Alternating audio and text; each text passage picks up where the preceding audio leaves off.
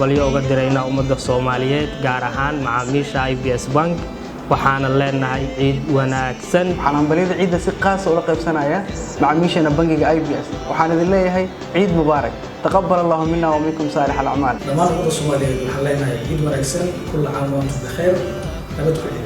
ummadda Soomaaliyeed meel kasta ay dunida ka joogaan waxaana leeyahay ciid mubaarak farxad ku ciida. ummadda Soomaaliyeed waxaan leeyahay ku ciida barwaaqo iyo baraaro kull caam wa antum bikhair taqabbal Allahu minna wa minkum saalih al-a'maal. كل عام وأنتم بخير عيد wanaagsan meel kasta dunida kaga sugantihiin. dhammaan macaamiisha IBS waxaan leenahay ciid wanaagsan kull caam wa antum bikhair.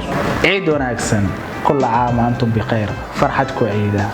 ciid wanaagsan farxad ku ciida. كل عام وأنتم بخير. ciid wanaagsan kull caam wa antum bikhair nabad ku ciida. ciid wanaagsan كل عام وأنتم بخير.